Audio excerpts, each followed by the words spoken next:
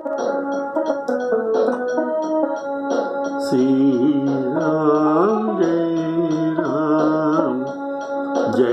जय राम, श्री राम जय जय राम, श्री राम जय राम जय जय राम,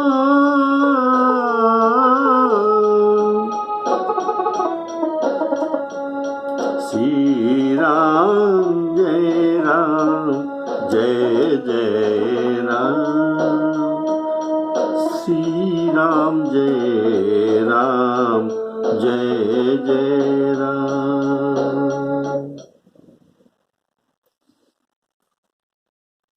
उपस्थित श्री राम प्रेमी श्रोता मंडली को सादर राम राम कहते हुए आज का सुंदर प्रवचन राम परशुराम जी के संवाद प्रेम से सुनते रहिए। ये बड़ा सुंदर प्रसंग, अगर रामलीला हो तो परशुराम जी के प्रसंग में बहुत संख्या में लोग आते हैं, तो इसीलिए ये प्रसंग आप सुनिए और दूसरे को भी सुनाने का प्रबंध भी करिए। बोलिए सियावर रामचंद्र की जय।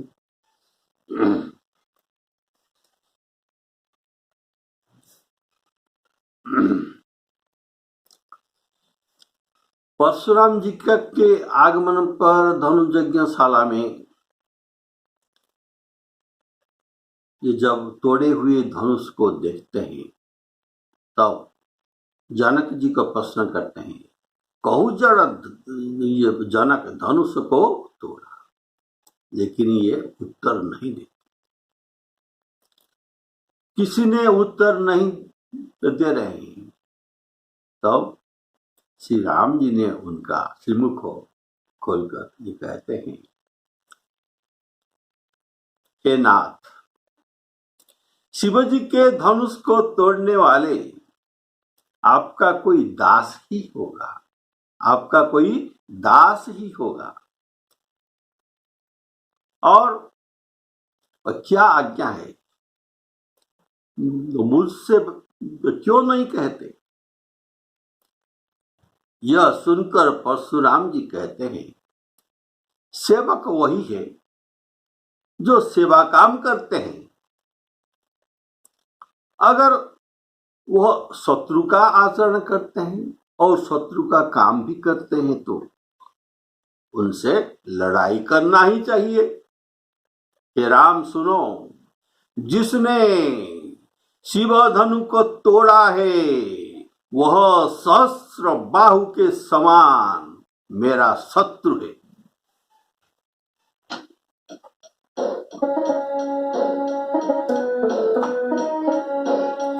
नाथ शंभु धनु भंजनिहारा, नाथ शंभु धनु भंजनिहारा, होई ही केउ एक दास तुम्हारा, आयसु काह कहिय कि न मोही, सुनि ऋषाई बोले मुनि द्रोही, सुनहु राम जेहि शिव धनु तोरा,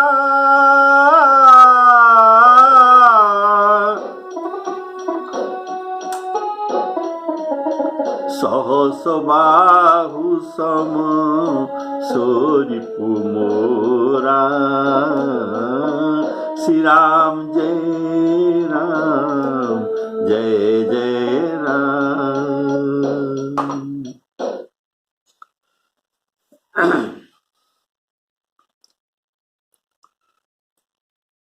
जब कोई उसका उत्तर नहीं दे रहे हैं तब श्री राम जी ने उसका उत्तर देते हैं, लेकिन अपना नाम नहीं कहते। उत्तर में अपना नाम नहीं कहते, कारण स्वयं तोड़ा और स्वयं तोड़ा है, ऐसा ये कहने में श्री राम जी का अभिमान सूचित हो जाएगा।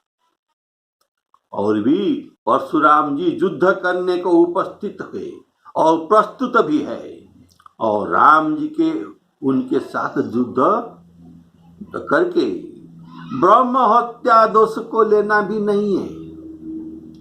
राम जी के सिद्धांत है कि उनको मीठा मीठा वचन कहकर ये पराजित करेंगे।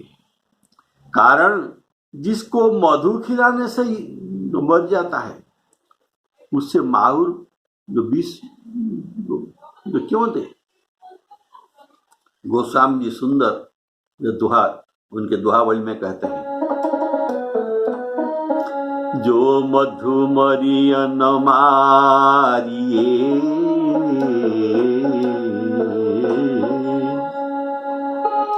जो मधुमरियन मारिए माहुर देई न काऊ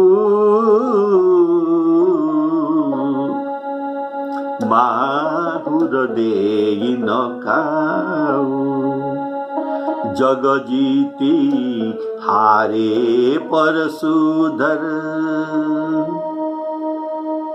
जगत को जीतकर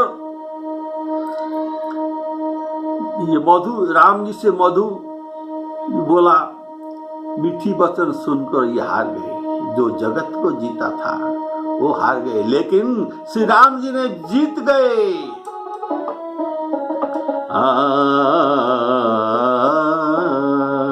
जग जीती हारे परशुधर हारी जीते रघुराऊ हारी जीते रघुराऊ।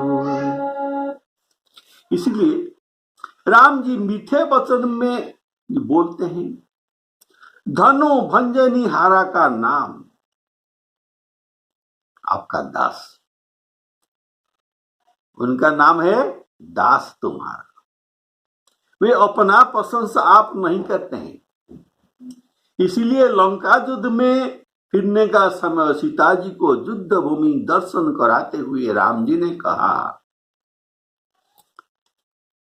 यहां देखो ये रणभूमि है। पुष्पक जान में राम जी आ रहे हैं, उनके पास सीता जी बैठे हैं और रघुवर उनको दिखाते हैं ये युद्ध भूमि है और लक्ष्मण यहाँ इंद्रजीत को वध किया था। हनुमान और अंगद के जमाड़ में सब निशाचर यहाँ पड़े हैं और यहाँ लक्ष्मण जी इंद्रजीत को वध किए थे और हनुमान और अंगद ने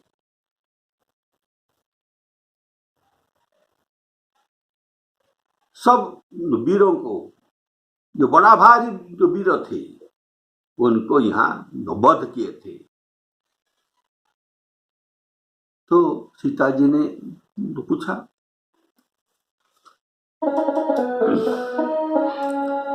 कह रघुवीर देखो रण सीता लक्ष्मण यहाँ हत्यो इंद्रजीता हनुमान अंगद के मारे रण मह परे निशाचर मारे। और तो रावण और कुंभकर्ण को जो कौन मारा, ये सीता जी ने पूछा। तो रावण और कुंभकर्ण को बात आपने नहीं बताया, इनको ये कौन मारा। तो राम जी ने बताए ये इनका ये पाप कर्म जो ये दुख दिया सुर मुनि और देवताओं को, जो दुख दिया था, ये पाप ने उनको मारा। मैंने मारा या नहीं कहे।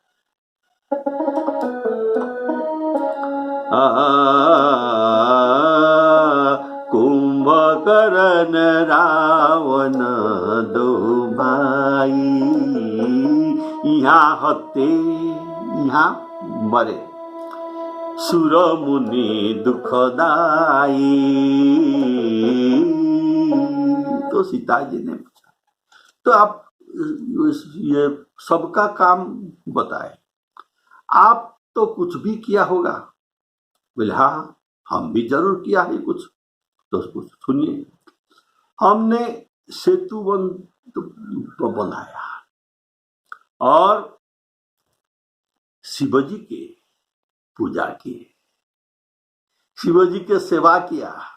देखो, शिवजी की सेवा को ये अपना काम बताते हैं। और यहाँ रामेश्वर शिवलिंग प्रतिष्ठा किया। यहाँ सेतु बांध्यो अरु थापे शिव सुखधाम, सीता सहित कृपा निधि, शंभुहि किन्न प्रणाम। तो मानस में परशुराम जी के क्रोध को सरजू नदी का घोर धारा कहा गया है। सरजू नदी का घोर तीव्र धारा कहा गया है।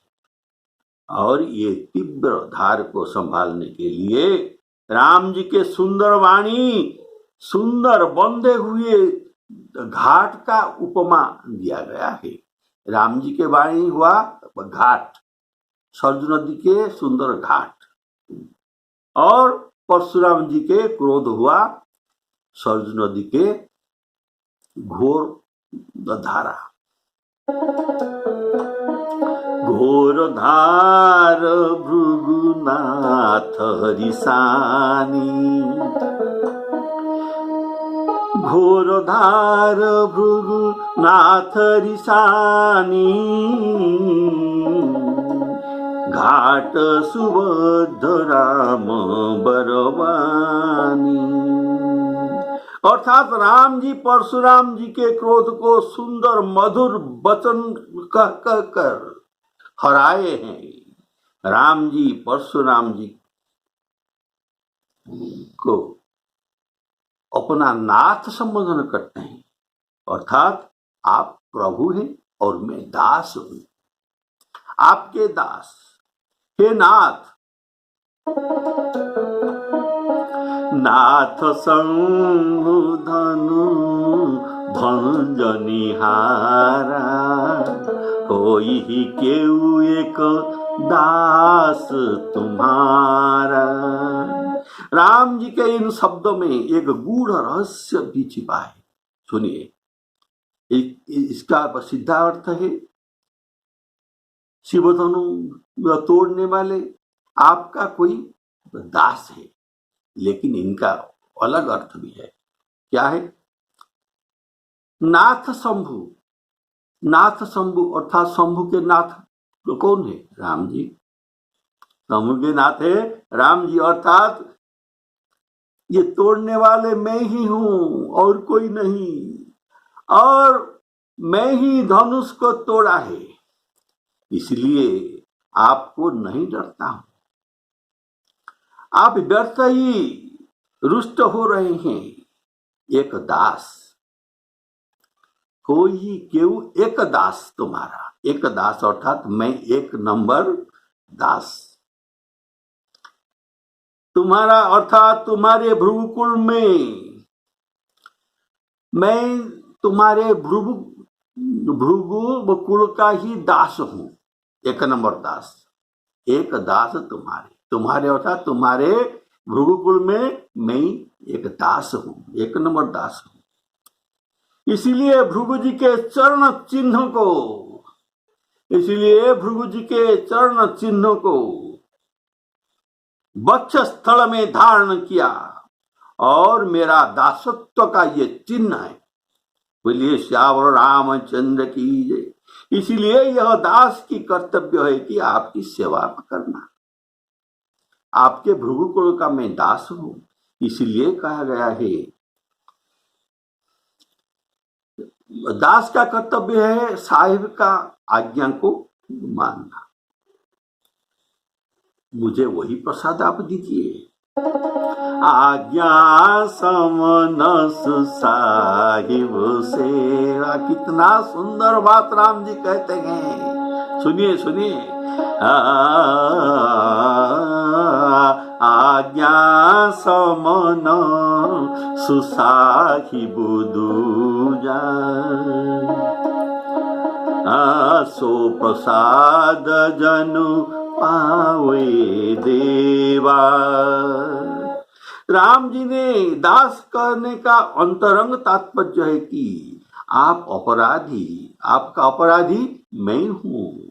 जनक जी आपके कुछ बिगाड़ा नहीं, उनको जड़ और मूर्ख कहना और राज्य को उलट देना ये भी उचित नहीं है। उसने कुछ आपका ये काज जो बिगाड़ा नहीं, जो अपराधी हूं मैं हूं।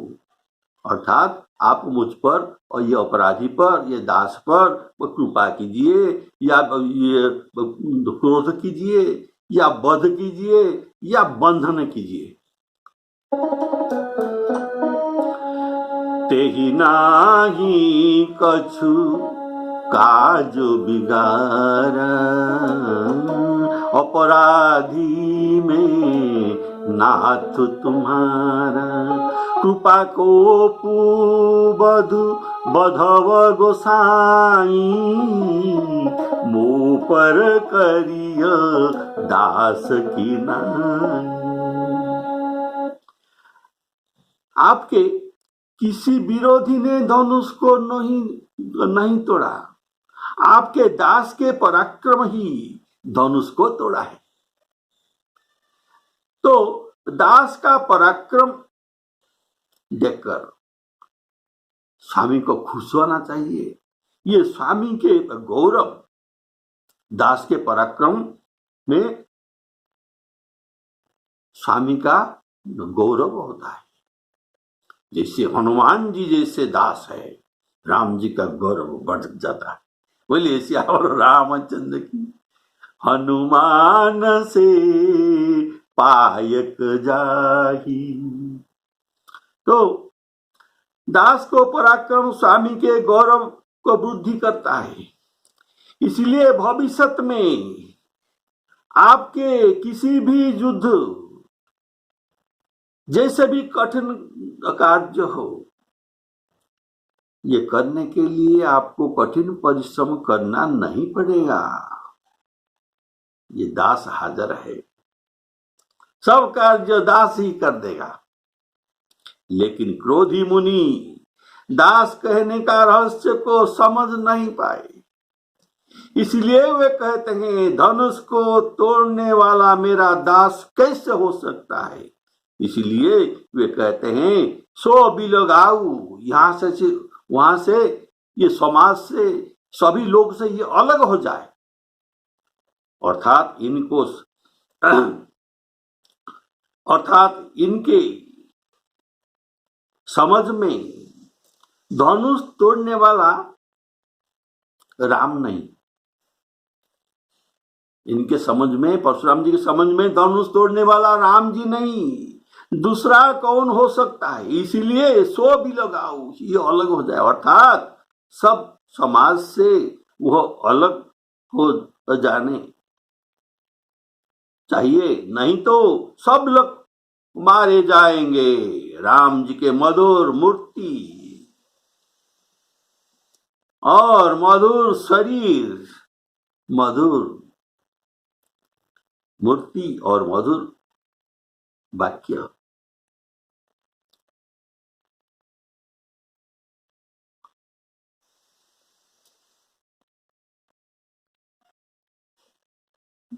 इस बात में विश्वामित्र परशुराम जी प्रभावित हो जाते हैं। ये धनुष तोड़ा, राम जी ने धनुष तोड़ा, ऐसा उनका विश्वास 1% भी नहीं। इसके बाद भी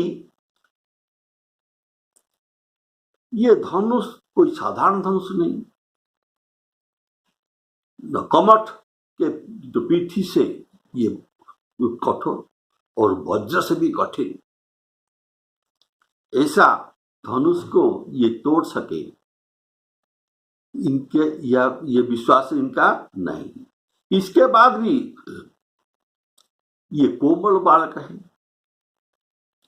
ऐसे कोमल बालक ऐसा कठिन धनुष को तोड़ना कस्मिन संभव नहीं है। दूसरा कोई लोग धनु तोड़कर छिप गया है, राम जी उनके लिए वकीलाती कर रहे हैं और सिफारिश भी कर रहे हैं। कहाँ धनु कुली सहु चाही कठोरा, कुली से वज्र से भी कठोर, कहाँ धनु कुली सहु चाही कठोरा, ये श्यामल मृदु गात किशोरा, श्री राम जय राम जय जय राम। नाथ शंभुधनु भंजनिहारा, सहस बाहु सम, ये कहते हैं नाथ शंभुधनु भंजनिहारा, लेकिन परशुराम जी कहते हैं सहस बाहु सम सोई पुमोरा। राम जी के ऐसा ये कहने में परशुराम जी के जो भाव है कि श्री राम जी धनुष तोड़ा, लोगों को क्षमा कर दिया है। धनुष जो तोड़ा उनको, इसलिए ऐसा विनय करके ये कहते हैं नाथ शंभुधनु भंजनिहारा, कौक होई दास तुम्हारा, ऐसे विनय वचन ये क्यों कहते हैं? अर्थात राम जी उनको क्षमा कर दिए हैं। ये लोग को कोई और है, लेकिन उनको कभी क्षमा नहीं करना चाहिए। मैं तो उनको कभी क्षमा नहीं कर सकता।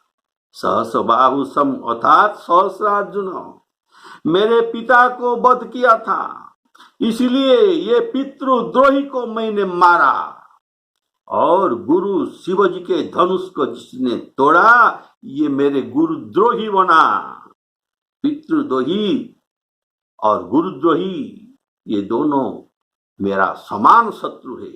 इसलिए सहस्रार्जुन जैसे उनका भुजाएं काट कर, जैसे सहस्रार्जुन को 1000 भुजाएं मैंने काट दिया था, ऐसे उनके भुजाओं को भी काट कर उनको मार दूंगा। बोलिए श्यावर रामचंद्र की सो भी लगाऊ। इसलिए ये अलग हो जाना चाहिए। अर्थात जनक जी धनुष तोड़ने वाले का नाम न बताने पर उनको पुनर्बार परशुराम जी ने फिर नहीं पूछा, और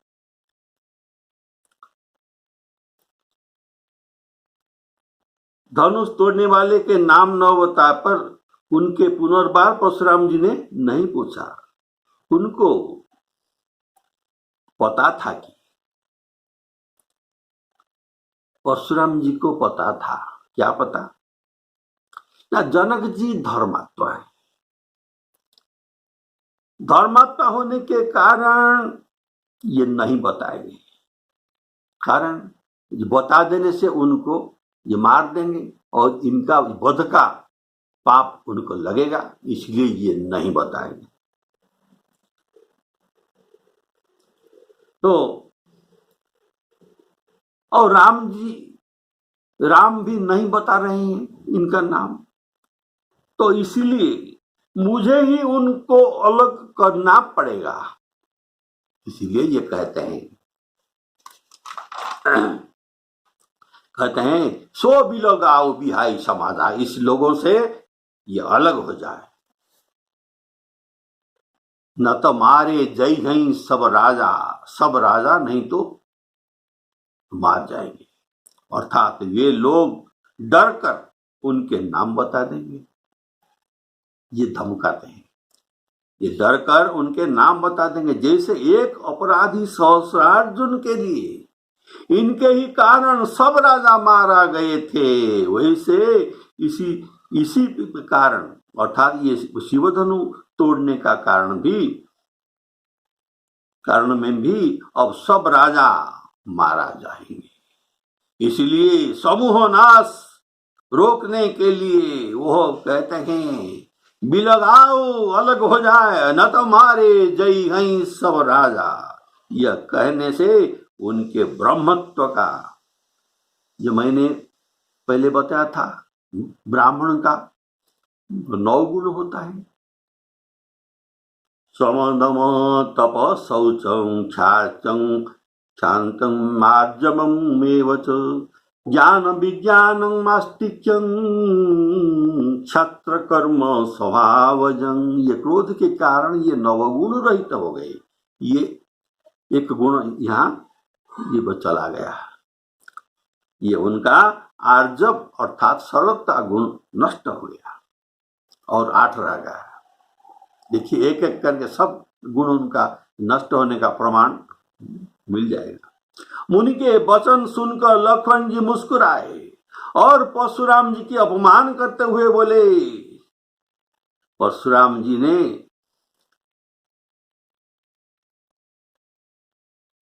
परशुराम जी को बोले, कारण इनके सभी बात मुनि धर्म के विपरीत था। ये धनुष पकड़े हुए हैं और परशु पकड़े हुए हैं और विरोधी से बात करते हैं, इसीलिए ये सब मुनि धर्म के विपरीत गुण था। इसलिए लक्ष्मण जी उनको अपमानजनक कथा कहते हैं। धनु तोड़ने वाले का वध करना अर्थात राम जी को वध करना। लक्ष्मण जी सोचते हैं ये धनु तोड़ने वाला को वध करेंगे अर्थात राम जी को वध करेंगे, यह राम जी का अपमान है, ब्राह्मणों का अपमान करना। ब्राह्मण अभी जो लक्ष्मण जी परशुराम ब्राह्मण के अपमान जो करते हैं, ये अपमान करना उनको अशस्त्र बद्ध करना जैसा है।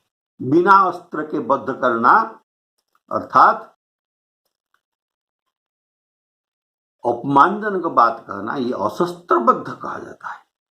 राजा के आज्ञा को भंग करना, विप्र के मान को मर्दन करना और अच्छे स्त्री को पृथक सज्जा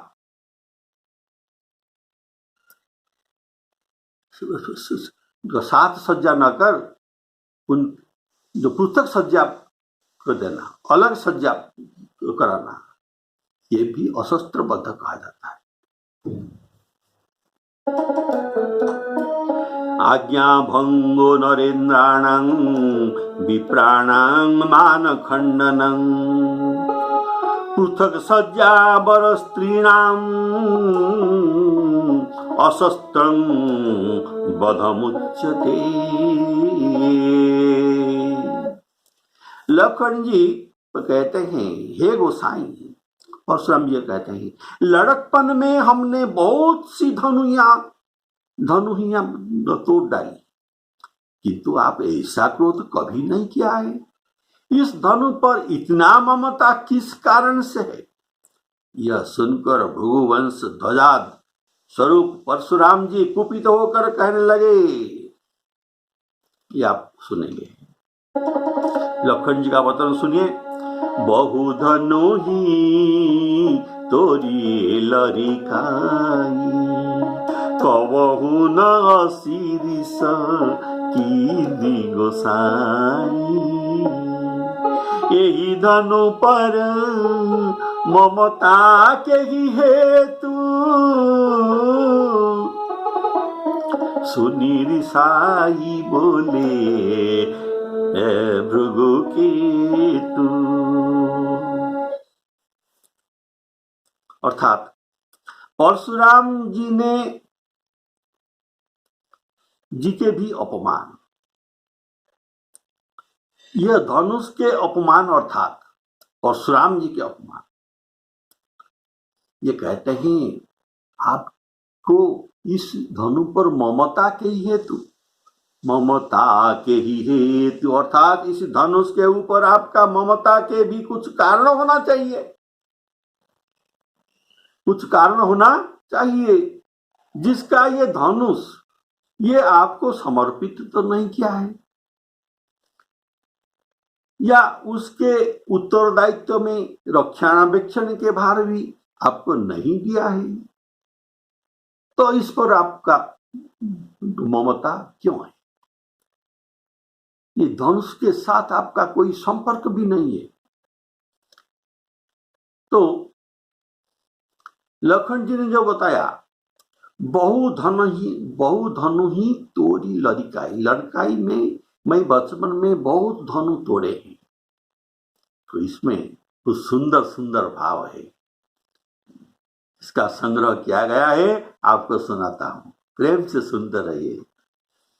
पहला, गंधर्व ने एक बार डूब गया खेलने समय 10,000 बालकों का प्राण ले गए थे।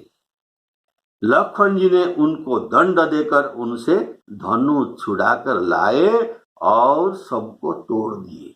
यह बहु धनु ही तोड़ी लड़का है। बचपन में मैंने बहुत धनु तोड़ा है। ये गंधर्व का 10,000 धनु। दूसरा कारण, शिवजी जलंधर के साथ युद्ध करते समय बहुत सारे धनुष को मनोरमा नदी के किनारे रखे थे। उन सब का दायित्व परशुराम जी पर था। एक बार लखन जी वहां खेलने में और घूमते हुए देखे, अरे इतना धनुष है और ये इतना धनुष अगर किसी के हाथ लग गया तो अनर्थ हो जाएगा। तो इसीलिए ये सब धनुष को ये तोड़ दिए। ये बात को लखन जी परशुराम जी को याद दिलाते हैं। कहते हैं, बहु धनु ही तोरी लड़काई। तीसरा कारण सुनिए, त्रिपुरासुर को वध करने के लिए एक वज्रवत कठिन धनुष का आवश्यक था। ब्रह्मा जी के आदेश में देवताओं ने दधीचि मुनि से मिले और उनका अस्थि का जांचन किए। हम इसी से एक वज्र बनाएंगे। दधीचि मुनि ने देवताओं के हित के लिए ये वो तैयार हो गए और अपना अस्थि दे दिए।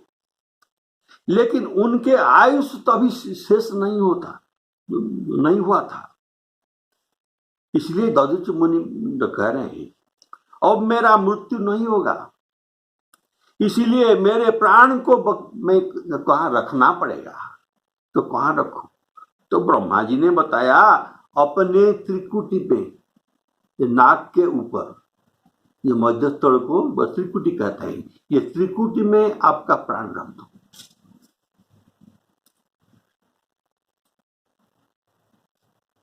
तो सुनो, त्रेता युग जब आएगा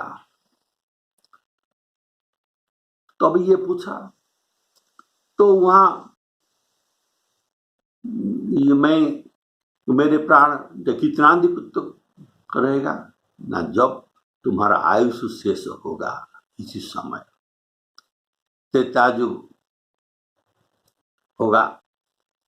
और त्रेता युग में राम जी ये धनुष को तोड़ेंगे, तब तुम्हारा मृत्यु और मुक्ति भी हो जाएगा। धनुष को तैयार करने का समय अस्थि ले गए देवताओं ने, लेकर विश्वकर्मा को दे दिए और विश्वकर्मा जी ये अस्थियों को, अस्थि समूह को शेष जी के पास ले गए। तो शेष जी ने उन सब अस्थियों के ऊपर उनका तप्त श्वास, बहुत हॉट एयर, तप्त श्वास से उनके फणाओं के चोट से अस्थियों को जोड़कर एक धनुष का रूप वो बना दिए। अस्थियों को एक धनुष का रूप बना दिए। शिवजी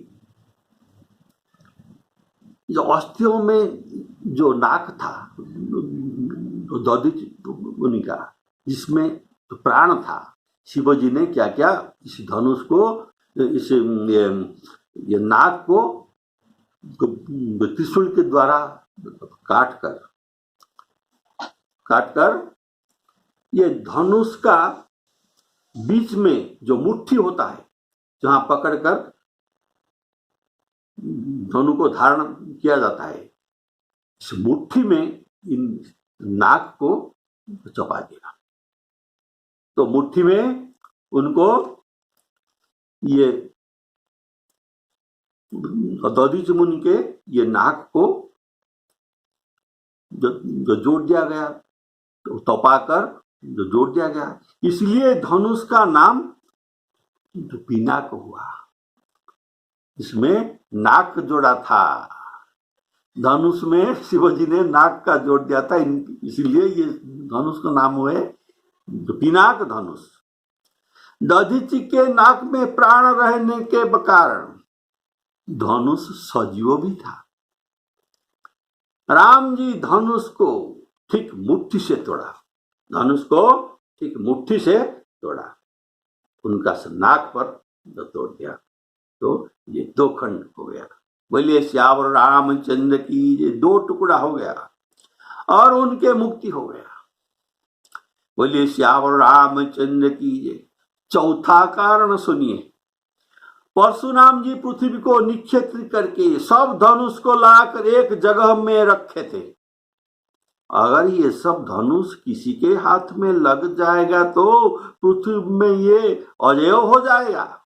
इसीलिए पृथ्वी माता डरकर ये एक वृद्धा ब्राह्मणी के रूप ले लिया और ब्राह्मणी के साथ शेष भगवान जो लक्षण है, ये बालक रूप में रूप धारण कर उनके साथ गए। कहा? परशुराम जी के पास। तो ये रोते हुए कहते हैं, आप तो ब्राह्मणों के सहायक और उनके पालक है, तो मैं तीर्थ यात्रा करना चाहता हूं और ये बालक को आपके साथ रखना चाहता हूं, लेकिन इसी का डर है कि आप बड़ा क्रोधी है, कहीं इनके गले पर फरसा न डाल दे, इसीलिए रखने को डरता हूं। और ये मेरा बेटा भी बड़ा नटखट आदमी है। तो परशुराम जी ने उनको अभय दिया, ये जो भी भूल करने पर, जितना भी भूल करने पर मैं उनके पर क्रोध नहीं करूंगा, इसीलिए तुम निर्भय होकर मेरे पास इनको रख दो।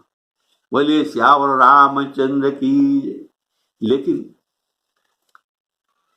तो परशुराम जी के अनुपस्थिति में ये शेष जी जो बालक रूप में थे, ये सब धनुष को तोड़ दिए, सब धनुष को तोड़ दिए। ये तोड़ने का आवाज सुनकर परशुराम जी पहुंच गए, लेकिन पूर्व जब पहुंच गए, इसी समय पृथ्वी माता भी वहां आ गई और पूर्व सत्य के अनुसार ये शेष जी पर अर्थात लखन जी पर क्रोध भी नहीं कर सके। उनको आशीर्वाद देकर दोनों को विदा किए। तो वही शेष जी अब लक्ष्मण के रूप में अवतरित होकर कहते हैं, बहुधनो ही तोरी लरिकाई, बहुधनु ही तोरी लरिकाई, कबहु न शिरीष कीन गोसाई। श्री राम जय राम जय जय राम। श्री सीतारामार्पणामस्तु। बोलिए सियावर रामचंद्र की जय।